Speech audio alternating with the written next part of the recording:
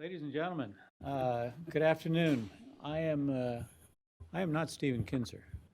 I am Richard Boucher, and I teach classes here too at Watson, and it's an enormous pleasure for me to be able to introduce Stephen Kinzer to you. He's a professor here at Brown, writes a column for the Boston Globe, writes books and articles for a lot of other places. And is, in his previous life, New York Times correspondent, was New York Times correspondent in Eastern Europe and Berlin after the fall of the wall, spent a lot of time writing about Turkey, got to know a lot of people who are currently in jail. And prior to that, covered Nicaragua and other events all over the world. So it's a really exciting to have him here at Watson as a teacher, as a professor for the students, and also having a chance to talk to him today and hear about his latest book. I usually tell my students that my job here is to correct any misimpressions they might have gotten by taking Stephen Kinzer's classes. He teaches about American intervention all over the world and some of the less honorable things that we have done in the past. And I try to correct those misimpressions, but frankly, it's not a fair contest. He doesn't play fair. He does his homework. He learns all the facts, and then he writes books about him. And he's been prodigious in putting out a series of books on foreign policy issues that are really incredibly insightful and timed to very specific moments of our history, whether it's Iran or Nicaragua, or the Dulles brothers in the 1950s, or the debate over interventionism in the 1990s. These are really good books that tell a story, not always a story that we want to hear in the detail that he has figured it out, because some of the details are pretty messy. But they're really instructive about U.S. foreign policy. I have read several of them. I have even bought one or two, which hopefully will. No, I got them. I bought the audio version, I guess. That's right. I listened to one or two in audio and read one or two on paper. But I encourage you all to do the same. And with that, I'm going to say there will be books to buy and to get signed afterwards out on a table there. And finally, that when you have questions for Professor Kinzer, if you would please use the microphone so that your words can be immortalized and recorded and sent out to audiences all over the world. So with that, it's an enormous pleasure, and I turn the floor over to Stephen Kinzer to talk about his latest book.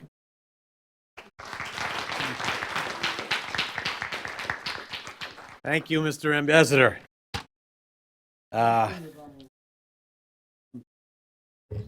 Well, after what I've been writing about, I don't take bottles of water.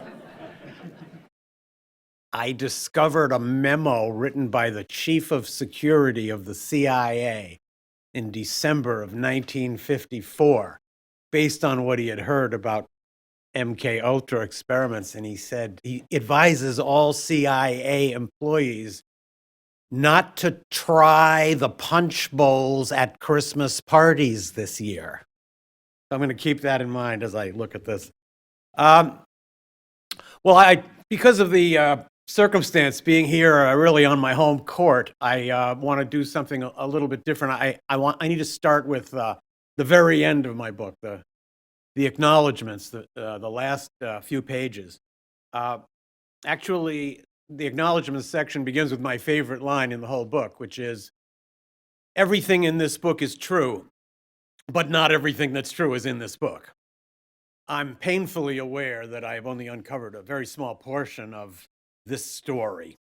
But the other reason I want to start with the acknowledgments has to do particularly with Brown. So when I started working on this project a couple of years ago, I did something that I had heard professors sometimes do, but I had never done myself, and that was see if I had any students who wanted to help me as research assistants.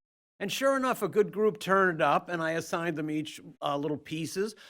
Some of them were more useful than others. A couple of them turned up documents that, although I probably wouldn't admit it in public, I'm not sure I would have found at all, and thereby made a real contribution to the book. So just to honor them, a number of them have graduated, but I just want to read their names. Many of you who are students will know some of them, and since they were such a help to me, maybe in addition to simply listing their names in the acknowledgments, I can read them here on their home court. So they were Sarah Tucker, Annie Gersh, Hansol Hong, Isaac Leong, Drashti Brambot, Oliver Herman, Fiona Bradley, Dan Steinfeld, Isabel Paulini, Sean Hyland, Brandon Chin, Vladimir Borodin, and Michelle Shine.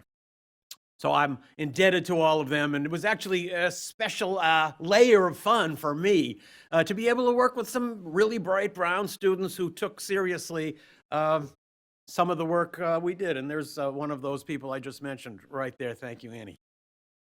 So this is my 10th book, and I've devoted much of my career to trying to discover what's behind the facade of public diplomacy and public politics that we see. In that research, I have come across quite a bit that's surprising, some things that may have shocked some people, but this is the first time I've been shocked. I still can't get over what I discovered when writing this book. I cannot believe this happened. And I cannot believe this guy existed. I think I discovered the most powerful unknown American of the 20th century. Unless there was somebody else who operated in complete invisibility, carried out extreme experiments on human subjects across 3 continents, and had a license to kill issued by the US government. So my book has been a thrilling but a very disturbing a few years of immersion into a very dark and little-known chapter of American Cold War history. Sidney Gottlieb is completely unknown. MKUltra, not quite so completely. It's an expression people would understand, but certainly Gottlieb's role in it and Gottlieb's existence would be something that nobody would have noticed up until this book came out. While I was working on this book, coincidentally, I ran into a guy who had been the former director of the CIA. And I said to him, I'm writing the biography of Sidney Gottlieb. And he said, I never heard of him. And I believe him. During the course of this research, I was working with the CIA on a number of projects trying to extract little tidbits of information. And one of the few successes that I had was that the CIA agreed to release to me something that had never been released before, which was a photograph of Gottlieb as he looked when he was working for the CIA. There have been recreations of some of his work, but nobody ever knew what he really looked like. So I was very excited about this and called my publisher and said, okay, we've got it now. We've got the cover picture. Nobody else has ever had this before. And they thought this was great. They shared my enthusiasm. But after just a couple of hours, I got an email back saying, we talked about it and we changed our mind. Actually, we don't like your idea anymore. We can't put the picture of this guy on the cover because nobody knows his name. Nobody knows his face either. Nobody's going to know who it is. So instead, they just have this very obscure black silhouette on the cover, which actually is probably more appropriate since even at the CIA, Gottlieb's work was completely unknown. So that great photo that I had a few hours of excitement after receiving is now comfortably lodged inside the book in the photo insert. So let me take you back to the time that MKUltra began and try to explain to you what it was and what Gottlieb's role in it was. MKUltra very simply was a CIA project aimed at finding the secret of mind control. CIA wanted to figure out how they could create a truth serum or an amnesiac or a substance or potion that would make a person act after being programmed. And in the early 1950s, Allen Dulles, who had just taken over as director of the CIA, decided to hire a chemist from outside the agency to direct this project. And he went to a person very different from the kind of people that populated the early CIA. He was different in two important ways. First of all, most of the people in the early CIA were rich kids who were aristocratic silver spoon products of the same prep schools and investment banks and law firms. Sidney Gottlieb wasn't like that. He was 32 years old. He was the son of Jewish immigrants in the Bronx. Father owned a sweatshop. He had a limp. He stuttered. He was very different from everybody else that he came to work for on a Friday the 13th in 1951. And he was also different in another way, which was his private life. So he must have been unique, not only among CIA officers of the early 50s, but among all federal bureaucrats in Washington at that time. He was a kind of a proto-hippie. He lived in an eco house in the middle of the Virginia woods that had no running water. He meditated with candles around him. He studied Buddhism. He grew his own vegetables. He milked his goats before dawn in the morning to make yogurt. So this person who wound up being the most prolific American torturer of his generation was also somebody who considered himself to be a deeply spiritual humanist. That alone makes him a particularly interesting person to have taken on this job. So, with a scientist's mind, Gottlieb began his program after having been given what amounts to a ridiculously daunting assignment, which was find the potion or the pill that will allow us to control people's minds so that we can defeat communism and control the world. His first step was to conclude that before you could find a way to insert a new mind into somebody's brain, you first had to blast away the mind that was in there. And Gottlieb spent 10 years experimenting on human beings, trying to find the best way to destroy a human mind, destroy a human spirit, and destroy a human body. These were the most extreme experiments ever carried out by any officer or agency of the US government. And as I mentioned earlier, Gottlieb had effectively a license to recruit human subjects at will outside the United States, and inside the US, he had other sources, which I'll get to in a moment. So, also with his trained scientist's mind, like a good Caltech graduate, Gottlieb began by asking himself, what existing research is there out there?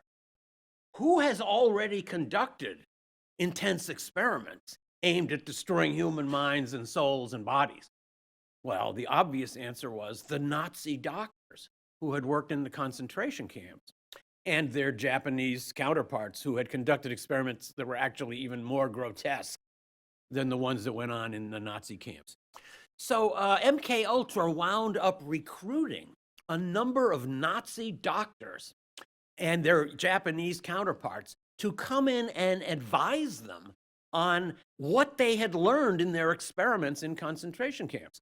So they had, for example, carried out very extensive experiments with mescaline on prisoners at the Dachau concentration camp.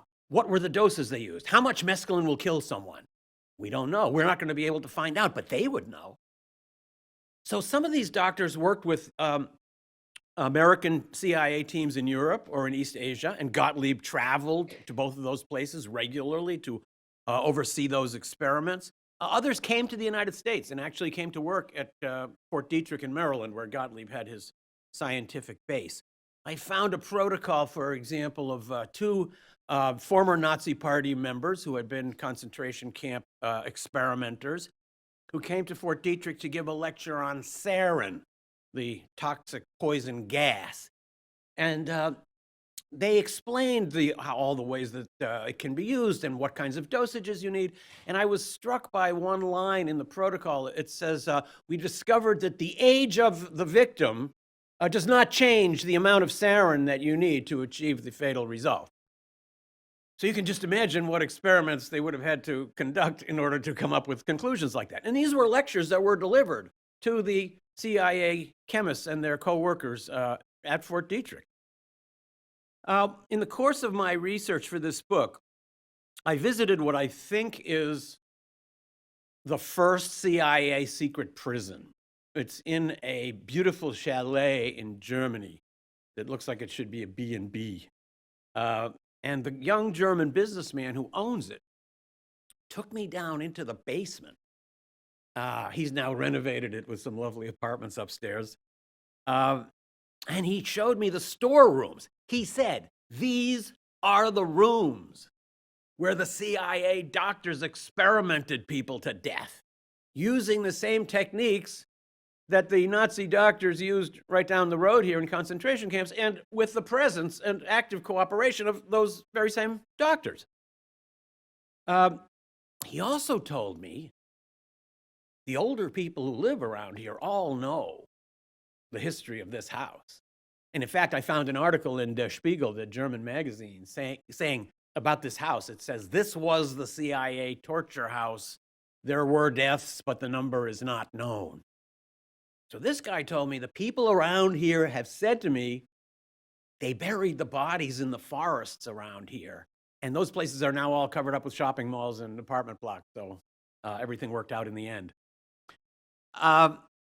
So who were the subjects of these experiments? Well, they were two different groups because Gottlieb carried out experiments inside the US and outside the US. Inside the US, his favorite subjects were prisoners, for obvious reasons. He carried out some intensely brutal experiments inside prisons, and the inmates were never allowed to have any idea of what it was that was being given to them. And we don't even know the details today, since many of those protocols were later destroyed. But we've picked up enough to get an idea. For example, I came across one experiment at the US prison in Lexington, Kentucky, in which 7 African-American inmates were segregated into a cell and fed triple doses of LSD every day for 77 days. So this was an effort to see if that kind of an overdose would destroy a human mind. And you can guess the answer. It's yes. Yes, it can. So Gottlieb was unendingly inventive in coming up with different combinations of drugs and other techniques. He was fascinated with LSD, and he used it himself more than 200 times by his own account. I sometimes used to wonder when I was working on this book and coming across the descriptions of some of these astonishing and horrific experiments that he oversaw, did he come up with some of these ideas while he was tripping on LSD? Recently, I did an interview here at Watson Remote with Terry Gross on the Fresh Air program, and she asked me a question which was even more bizarre than that had never even occurred to me. She said, "Do you think he could have been tripping while he was actually observing the torture sessions?" I can't even wrap my mind around that one. Outside the United States, Gottlieb's experiments were even more intense, because there he didn't have what they charmingly described as the disposal problem. These experiments were carried out mostly in Germany, although also in some other European countries. And of course, Germany was a place that the US thoroughly dominated after World War II. Others were carried out in Japan and the Philippines and South Korea. And Gottlieb, as I said, would travel to these places to oversee many of these experiments. The subjects in those experiments were people who were called expendables. I've learned a whole new lexicon, not such a pleasant one, in writing this book. So expendables could be either suspected enemy agents or refugees who didn't seem to have any connection to anybody and therefore wouldn't be missed if they never appeared again.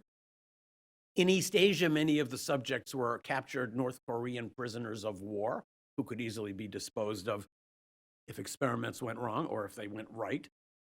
And it was in these experiments that Gottlieb and his small group of chemists were responsible for a number of deaths. We don't know how many. And they were the results of these intense combinations of drugs and other torments that Gottlieb conceived. So, for example, I found one that I believe took place in this very secret prison that I found in Germany. I have a picture of it in my book, not the experiment, just the outside of the building. So the idea was, according to the protocol, to take your expendable or expendables and inject them with overdoses of sedatives to put them into a deep coma. Then you inject them with massive overdoses of barbiturates to make them hyperactive. And when they're in the transition phase between coma and hyperactivity, you apply overdoses of electric shock and flashes of strobe lights inside a closed, inside a container that's like a coffin-like sensory deprivation tank. So these are the kinds of things that Gottlieb would come up with as ways of trying to figure out how do you destroy a human mind? He spent 10 years conducting the most heinous experiments that have ever been conducted with the official approval of the US government. And at the end, he reached what might be described as a dual conclusion. Number one, yes, it is possible to destroy a human mind.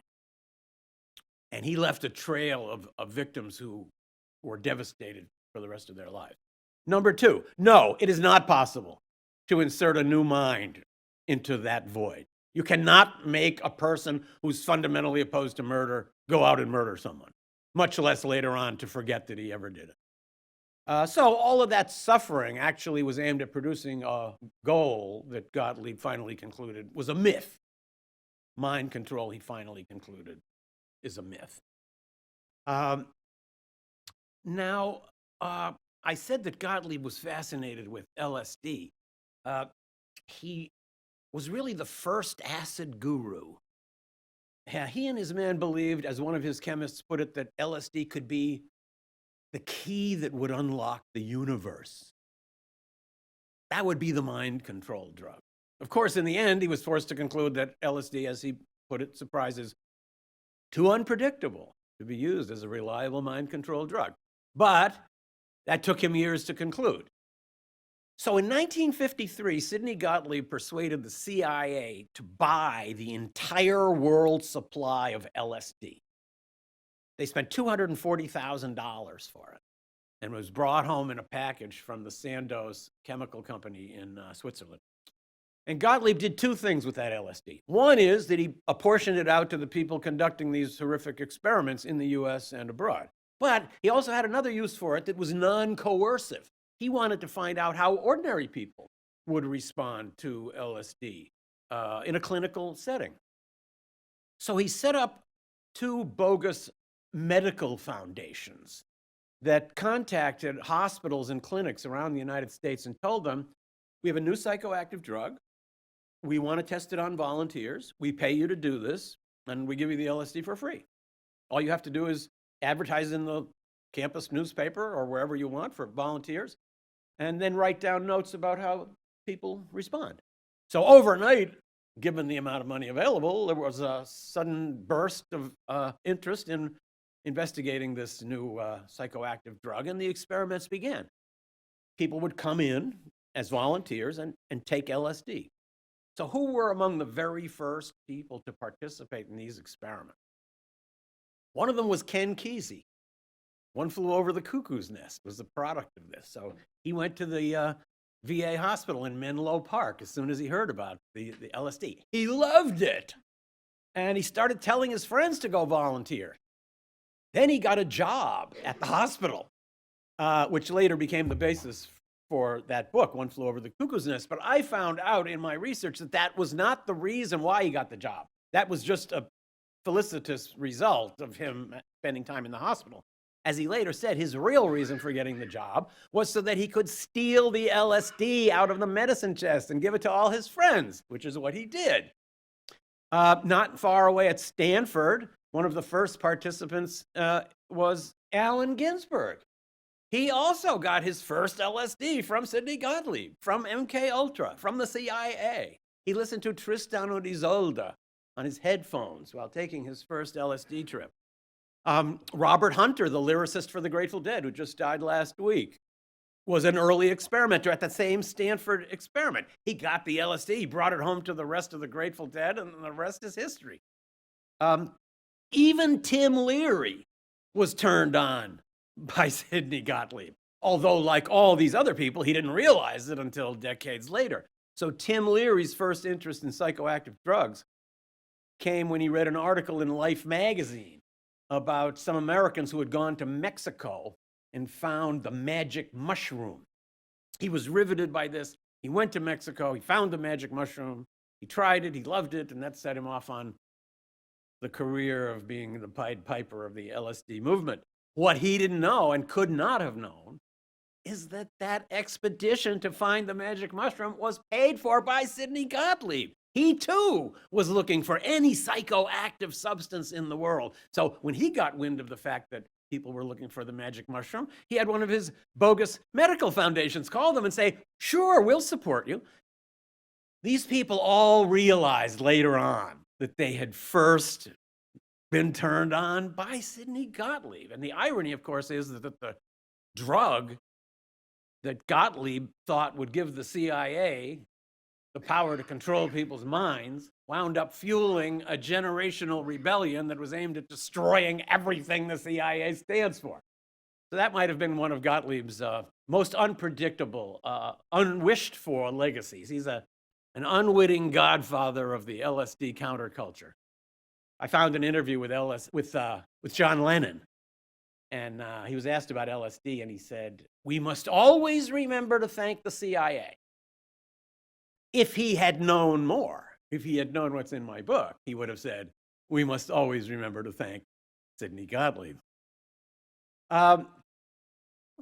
So I came across so many fascinating pieces of the Gottlieb story, and it makes you wonder how he was able to function this way. How was he able to do this? First of all, he had almost no supervision. He was told to go out and do whatever he had to do, and the CIA officer who was essentially guiding him through his whole career, Richard Helms, and the boss of the CIA during that period, Allen Dulles, were really the only ones who had a pretty good idea of what he was doing.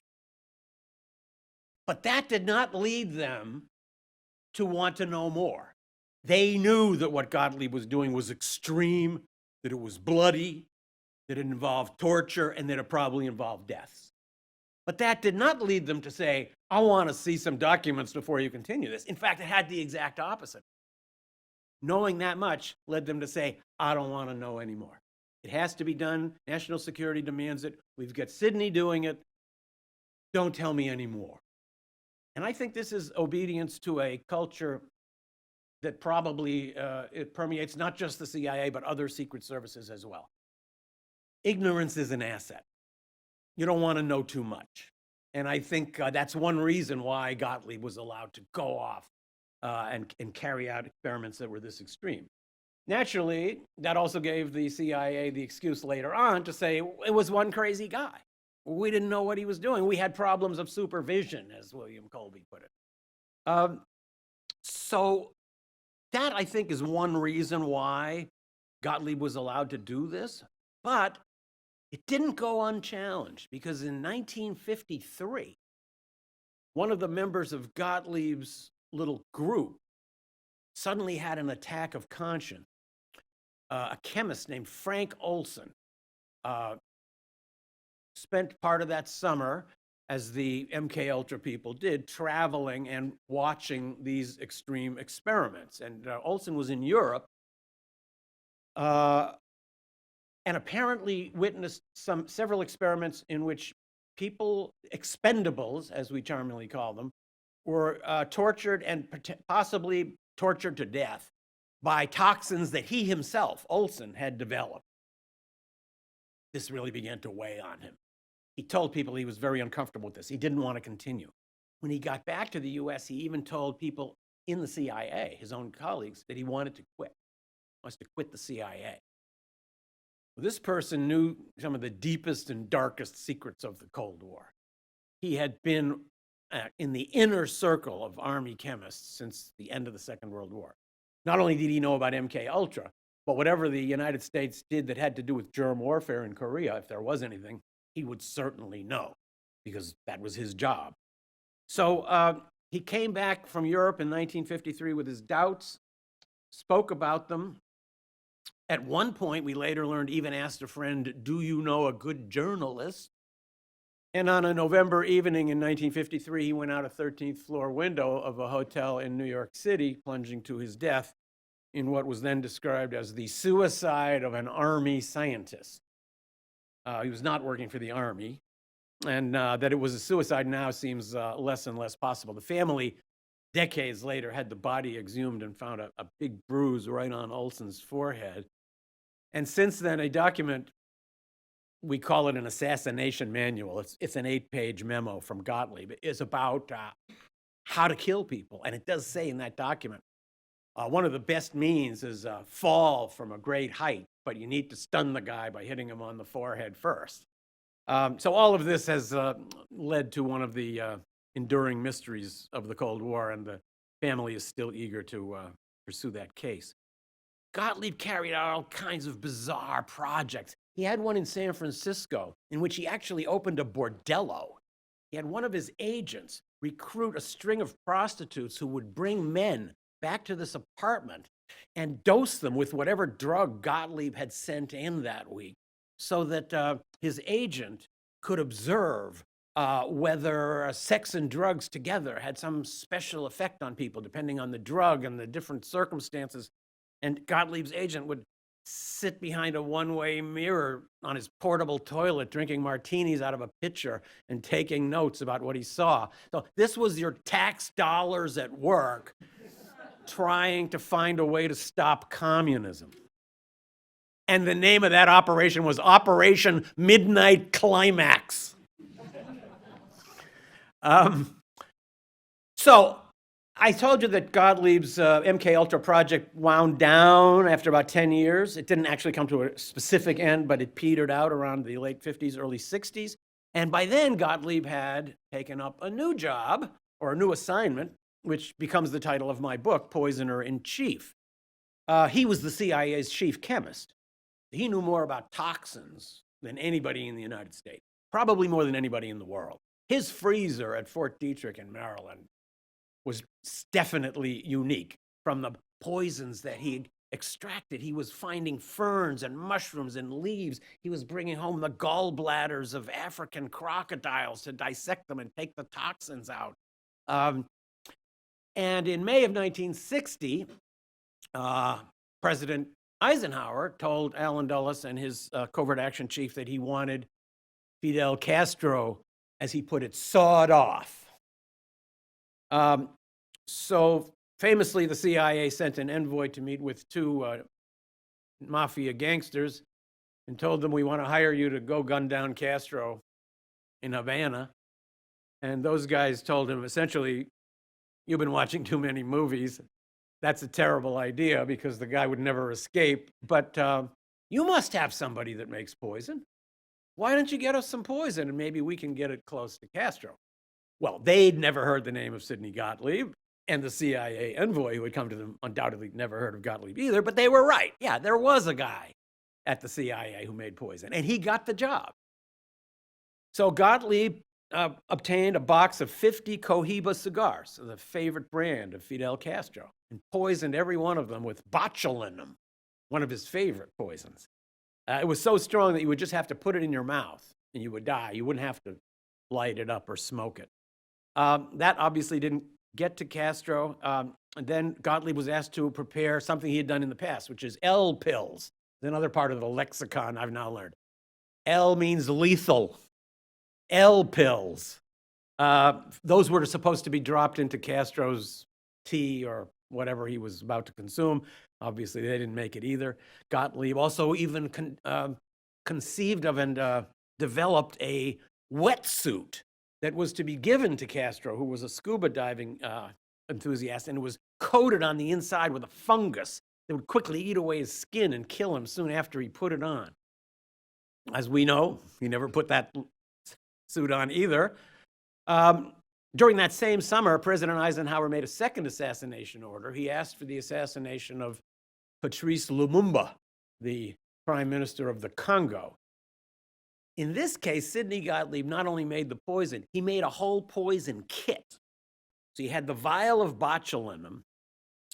He had invented a hypodermic syringe, which had a super strong but microscopically tiny hypodermic needle, so that if you got stuck with that in your thigh, you wouldn't even notice that anything had stuck you. And he had used a version of this to poison wine bottles through the cork, because you couldn't detect that anything had gone through the cork. It was so small and powerful. By some accounts, he even had a tube of poison toothpaste. He had the accoutrements like the mask and the gloves, and he made this poison kit, and he personally carried it to the Congo. This made him undoubtedly the only American ever to carry U.S. government manufactured poison to another country with the goal of assassinating the leader of that country. By his own account, he presented it to the CIA station chief, and the station chief, he told the station chief what he was supposed to do with it. And the station chief replied, "Jesus H. Christ, who ordered this operation?" And Gottlieb replied, "President Eisenhower."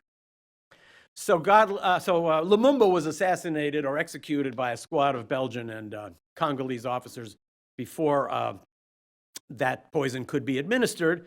But nonetheless, the whole project of being part of what was called the Health Alteration Committee at the CIA further underlined Gottlieb's credentials and made him even more of a popular figure. So those of you who've seen that movie called Bridge of Spies might remember the scene in which the U-2 pilots are being briefed on their flight over the Soviet Union. And in that scene, they're presented with a suicide tool. This is a real thing, and I have the photo of the actual one in my book. So the Americans who were directing the U-2 project, and Gottlieb was involved in this, were worried that one of the pilots would be captured. So they gave him a suicide device. Around the neck of Gary Powers, the CIA pilot who was shot down in 1960, was a necklace with a silver dollar. Gottlieb had drilled a hole in the side of the silver dollar. In that hole was a sheath. In that sheath was a pin. And on the top of that pin was a tiny little gob of goo. That would kill you in 15 seconds if you touched your skin anywhere.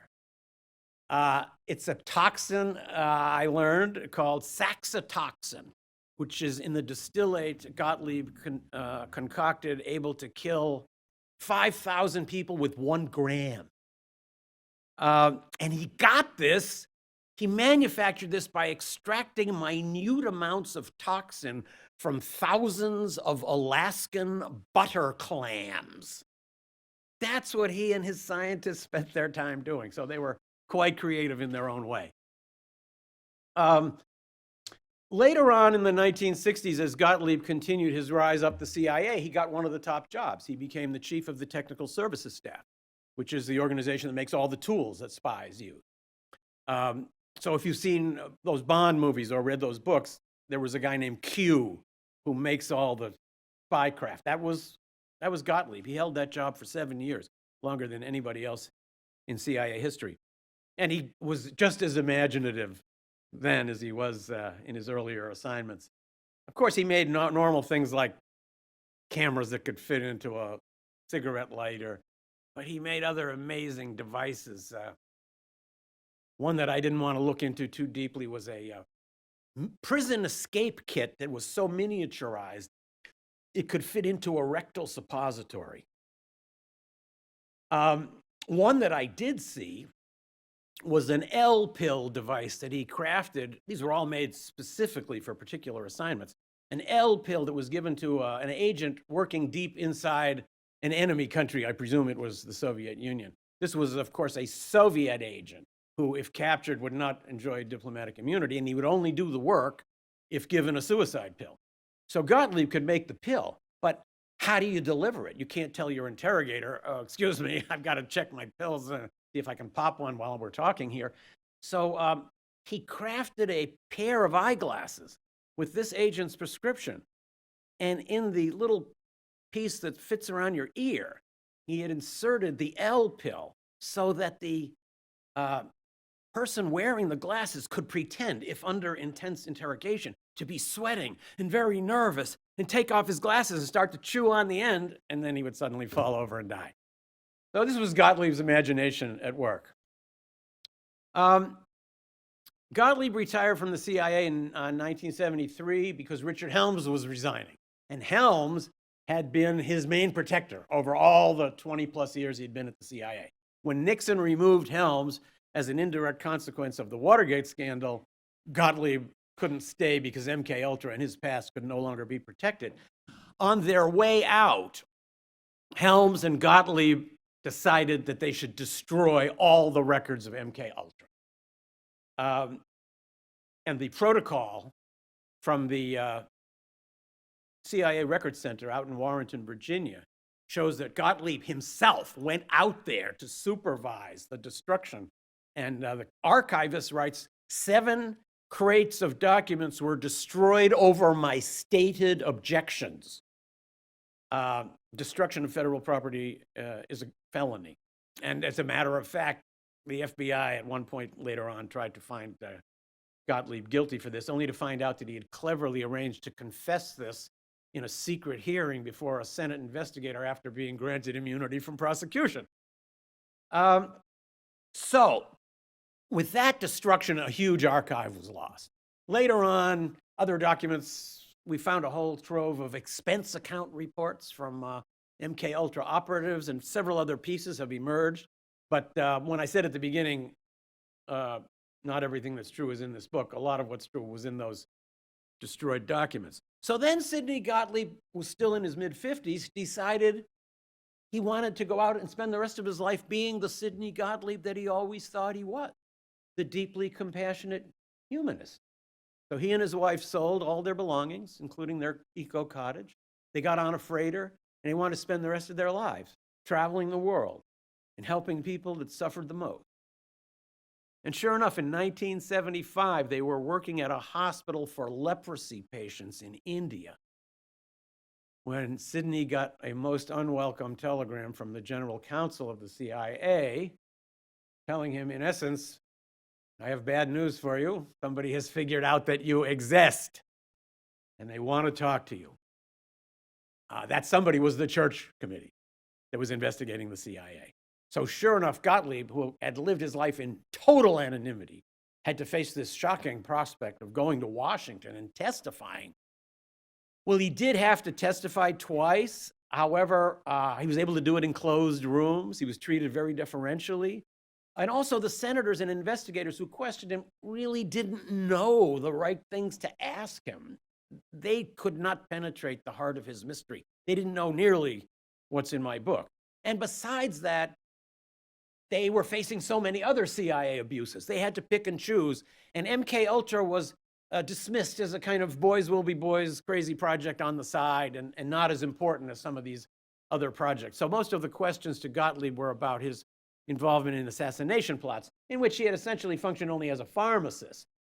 Nobody understood really what he had done at MKUltra.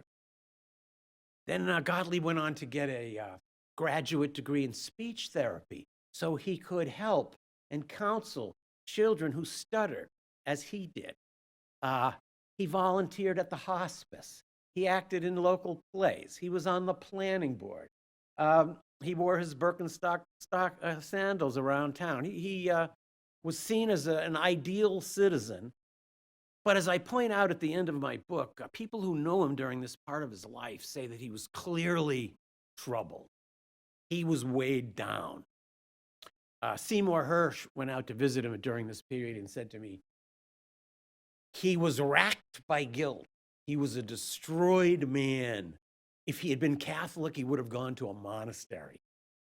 The rabbi who knew him then said, maybe in retrospect, he was just as puzzled by what he had done as we were, who began to learn a little bit about it.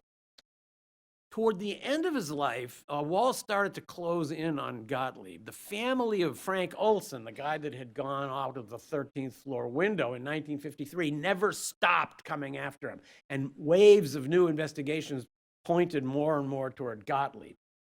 In addition, during the 70s and 80s, after the first MKUltra revelations came out as a result of the Church Committee investigation, a small number of people who had been victimized in Gottlieb's experiments slowly began to put it together and began to think, that's what happened to me. And a few of these actually launched lawsuits. So one of these guys was a fellow named Stanley Glickman, who Gottlieb had poisoned with LSD in a bar back in the 1950s. I learned in my research that people who have hepatitis sometimes have very extreme reaction to LSD, and apparently Gottlieb was interested in experimenting on this. So this guy did have hepatitis. He was lured into a bar, he was given this drug by a man with a club foot, and then his life completely fell apart. He never painted again, he was an art student, he never had a romantic relationship, and he became a street person in Greenwich Village for the rest of his life. More than 20 years after this happened, his sister was watching TV on the church when the church committee reports came on, and she called her brother and said, "This was you, remember the drink, the guy with the club foot, everything, that was it." So they started a lawsuit, and they actually named Gottlieb as a defendant. Needless to say, the CIA intervened, and the court case dragged on and on and on. The guy finally died in the 1980s, but the sister would not give up the lawsuit. And finally, in 1999, after almost 20 years of pursuing that case, it was just about to come to trial, and Gottlieb was a named defendant, would have had to get on the stand and testify under oath, not just about this program, but about the whole MKUltra project. And just as the case was about to open, Gottlieb died. I later went to visit the lawyer, now well into his 90s, living on Long Island, who followed this case for 20 years and shared his entire garage full of papers with me. And he told me Eric Olson, the son of the guy that went out the window, came to visit me right after Gottlieb died. And we toasted to Gottlieb's death. And we found out that we had both reached the same conclusion. He killed himself. He didn't want to be the vehicle by which all of this came out and by which great damage might be caused to the institution that he'd spent his whole career serving. Nobody knows if this is true. He was immediately cremated. And besides, he was renowned as an expert who not only could create poisons, but poisons that could never be detected in any autopsy.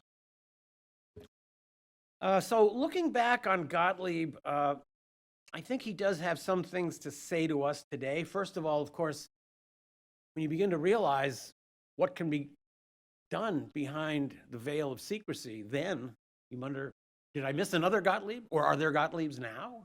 And technology is so much further advanced now than it was then. Are there other people who have this kind of power or more on a completely different scale right now? And will it be 50 years later that somebody else will be standing here looking back and telling us this? You can't answer that, but this work certainly does raise that question. Gottlieb's work also definitely lives in the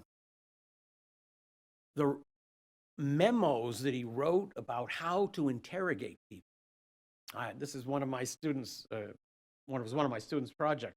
I asked her to find out, is there a connection between the famous memo that Gottlieb wrote back in the 50s about how to break a suspect? How do you make a person lose all contact with the outside world and become totally reliant on you?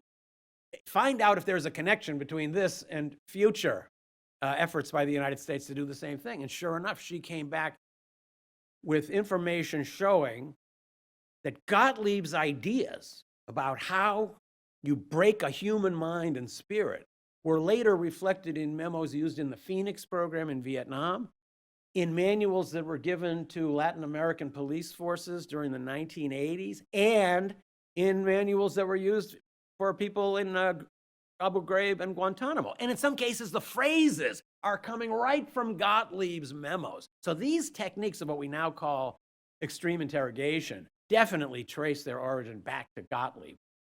In a larger sense, I think Gottlieb speaks to us today because he felt that the extremity of his work was made necessary by the urgency of the threat.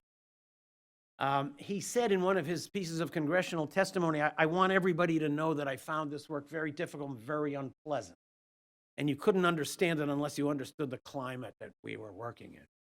So he and his colleagues at the CIA in those days were told, of course, America always obeys all kinds of legal and ethical and moral rules, but there once in a while comes a rare, exceptional moment when the threat to us is so intense that very reluctantly we must put those aside for a short period of time. Actually, that sounds quite familiar for what we're hearing today. We're under such threat that certain civil liberties have to be curtailed, and certain kinds of things we wouldn't do under other circumstances have to be allowed. In a larger sense, commitment to a great cause is perhaps the most profound motivation for committing immoral act. Patriotism is among the most transcendent and seductive of causes. And Gottlieb was very much caught up in that. He had not been allowed to serve in World War II because of his club foot. He was desperate for a way to serve the United States. Gottlieb, in the end, was a strange combination of contradictory archetypes. He was an outlaw who also served power. He was a gentle-hearted torturer. He was a creator. He was also a destroyer. And in the end, his story gives us what I find to be a disturbing way of understanding our country and understanding ourselves. I think I'll leave it there and have another drink. Thank you.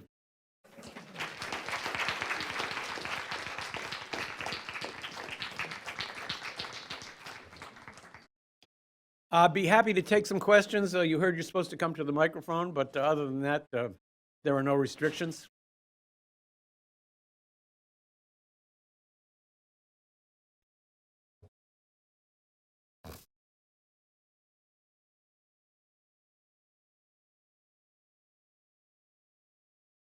So this all starts kind of right after the Korean War, and there's this enormous hysteria about brainwashing, about the North Koreans brainwashing American soldiers and getting them to confess. Is that where the program came from, and is that why it was perpetuated through Vietnam and other times? So this is a very interesting question that I asked myself when writing the book. So in the end, it was concluded mind control is a myth. They should have been able to think of that at the beginning. What made them think that there's such a thing as mind control? That's a big question that I kept asking myself. And I think there are two sets of answers. There were a couple of incidents that the CIA misinterpreted, given the climate of the time. The first came in 1949 in Hungary, when the Roman Catholic prelate, Cardinal Mindszenty, was put on trial by the communist authorities. He confessed to crimes that he obviously had not committed. He had a kind of a glazed look in his eyes, spoke in a monotone. The CIA immediately decided he's been brainwashed. And they decided, as a result of this observation, that the Soviets had discovered the key to mind control. That made it so urgent that we do the same. Now, it later turned out that Mindszenty, the cardinal, had been coerced by the very same methods that people have been using for hundreds of years. He was isolated, he was beaten, he had repetitive interrogation. There was no drug, but the CIA was conditioned to believe that.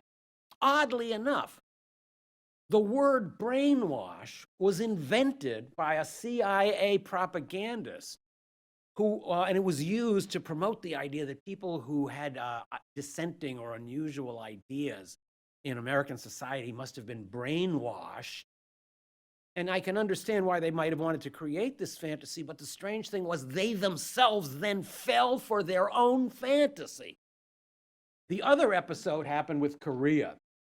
So after the Korean War ended, several thousand Americans who had been held prisoner in Korea came home. And it turned out that a number of them had signed statements criticizing aspects of American life. In some cases had confessed to war crimes, including dropping germ bombs on North Korea, which we swore that we had never done. So the explanation also came out. How could any of our strapping young men write things like that, say things like that? Answer, they were brainwashed. And it's actually an interesting footnote to this. I found one memo, tried to figure out how the brainwashing had happened. It said that while the prisoners were being transported from North Korea across China to release points in Europe, several of them reported that they'd gone through kind of a blank area where they might have been poisoned, and that was in Manchuria. That's where the name of Manchuria became associated with all this. So there were a couple of episodes that electrified people at the CIA, and that they, as I said, that they misinterpreted as allowing them to reach a conclusion that actually was not true, that the communists, as we call them, had found the secret to mind control. But I don't think that's enough. I feel that their minds must have been fertilized. They were open to this crazy idea. Why? I think it was because of fiction, because of the stories and the movies and the books these people absorbed as they were growing up. There's Edgar Allan Poe stories, Sherlock Holmes stories, Gaslight, movies about Svengali. People go out and kill because an evil psychiatrist has hypnotized them. And I think these CIA guys, consciously or unconsciously, internalized this fantasy and concluded that what fiction writers could imagine, science could make real. And the interesting footnote to this is that as after MKUltra became known to the public beginning in the 1970s, it spawned a whole new genre of fiction. Books, novels, movies like Spotless Mind, Born Identity, Men in Black. All of these have mind control or mind washing as a theme. So a CIA project that was nurtured by fiction ultimately wound up nurturing a whole new subgenre of fiction itself.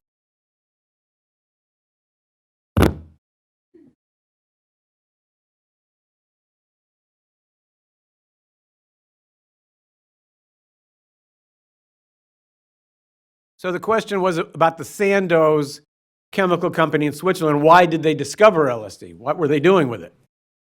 So LSD was discovered by accident. A chemist who had been, I read his autobiography.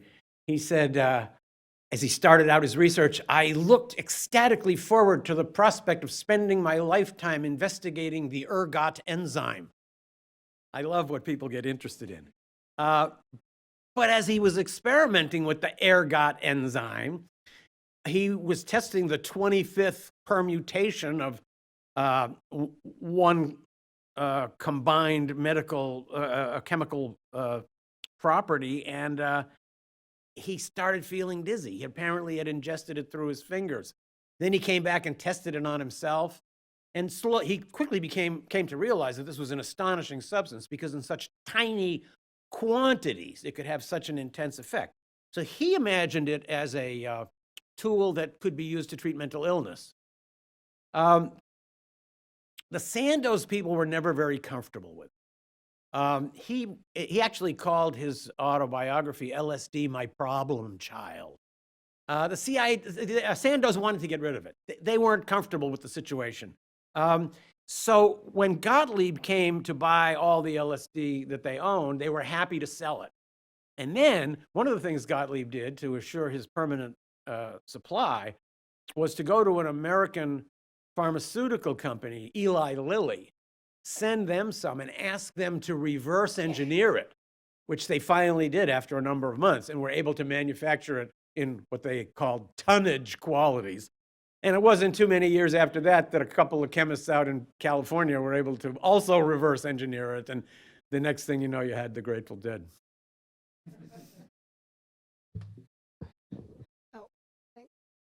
Thanks so much for a really, really interesting talk. The first time I heard about MKUltra was actually in a class, psychology undergraduate class I took from Phil Zimbardo called The Psychology of Mind Control. And the argument he made, and I never heard about Sidney Gottlieb, but it was about the program in general. And the argument he made was that they were in search of a Manchurian candidate, but the only people whose minds they ended up controlling were their own.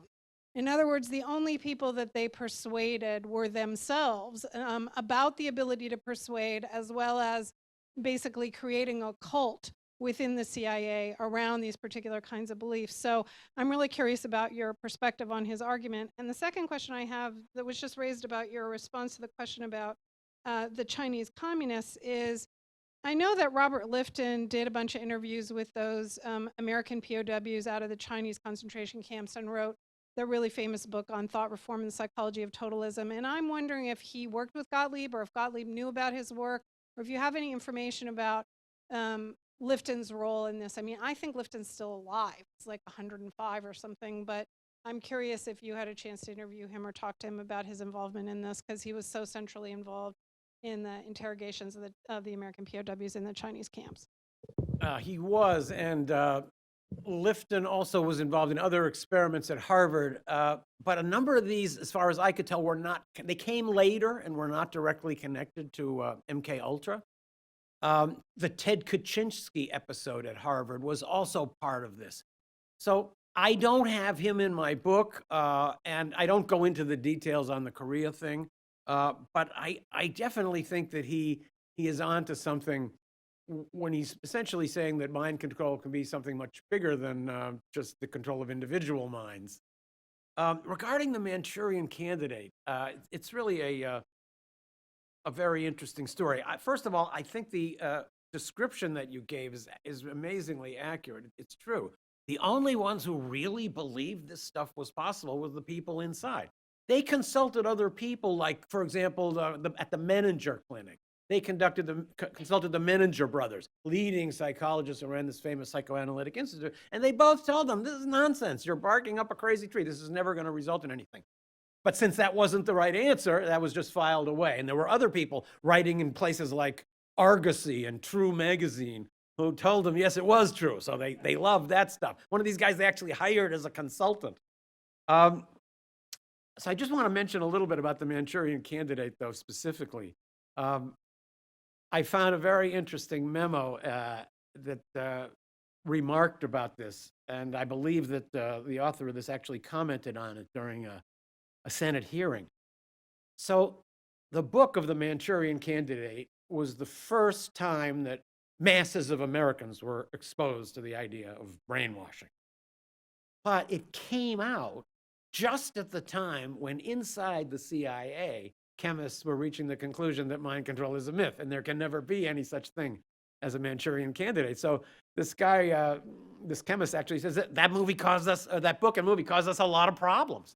Because just as we discovered that something couldn't happen, the whole world began to believe that it could.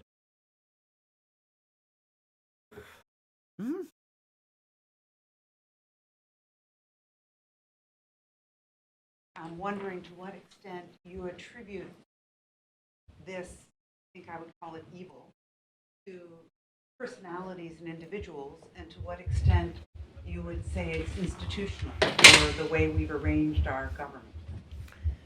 That's a question I sometimes give to my students at the end of the semester. How important were individuals as opposed to forces? A couple of people can remember that question. If Sidney Gottlieb had not existed, there still would have been an MKUltra. But I think it might not have been so extreme. It wouldn't. I don't know if Gottlieb was a sadist, but he might as well have been. So I think in that sense, he did shape the program. But as I said, given the climate of the times and the stimulus, it would have happened in any case. As for personalities, I believe that Allen Dulles probably discussed this with his brother, the Secretary of State, with whom he met almost every Sunday for brunch. John Foster Dulles also met almost every day when he was in Washington with the President of the United States. And I'm assuming that Eisenhower had a general idea, knew just as much as Allen Dulles wanted to tell him, which was all that he wanted to know. But I also think that there's an aspect of this story that plays out later on. So in 1975 came a development in the Frank Olson case. So that guy went out the window in 1953. Suicide of an Army scientist, and the family was told he fell or jumped from a window, which is kind of an odd phrase. It wasn't until 22 years later that the CIA admitted that actually they had played a role in driving him to suicide because they had poisoned his drink with LSD just a week before he went out the window.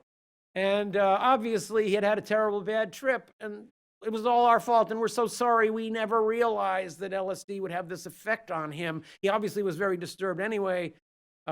Once Gottlieb put the LSD in his drink, it just sent him crazy, and we actually bear responsibility in a way for his suicide.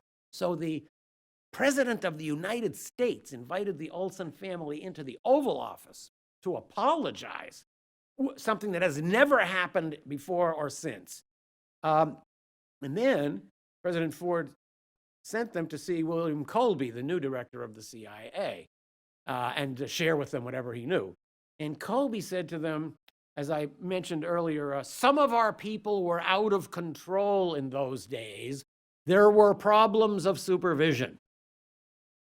It was all Sidney. Now we realize we never should have let that one crazy guy go off on his own. And I think it's perfect deniability. In a way, it is true. He went off on his own, but they allowed him to go off on his own and do all these things specifically so that later on, 22 years later, a future CIA director could say he was out of control. So I think that's a way of trying to avoid institutional responsibility, and probably quite successful.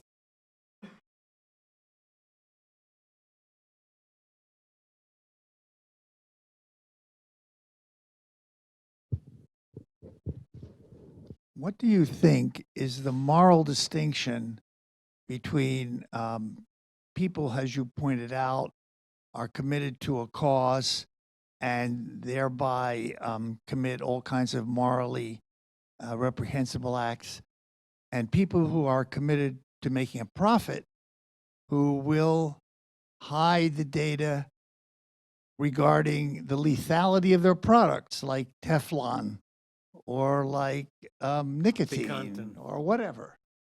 I think there's a great similarity. I think it's easy to lose sight of this great moral question. Is there a limit to how much evil you can do in pursuit of what you think is a good cause before the evil begins to outweigh the good? I think this is something that Gottlieb definitely lost sight of. Nonetheless, I think that the officers in the early CIA took a sort of pride in being callous about human life. It was a way to show how macho you were. And it would have seemed very naive and sentimental to complain about the excesses of MKUltra, given the threat, as we were made to believe it, the loss of a few lives or the loss of a few hundred lives would seem completely insignificant. And that's why I say you get lost in this moral wilderness when you stop asking yourself if there's ever a time when the bad can outweigh the good cause. Okay, one last one.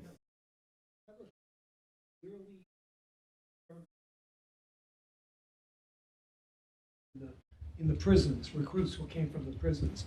And some probably 10 years later, Richard Leary was also recruiting inmates. Tim Leary. Tim Leary, for his LSD experiments, and including a prison in Massachusetts, the Norfolk prison. And shortly after that, after he left Harvard, the FBI was in pretty hot pursuit of him, and he left the country. And he always seemed to be one step ahead of the FBI.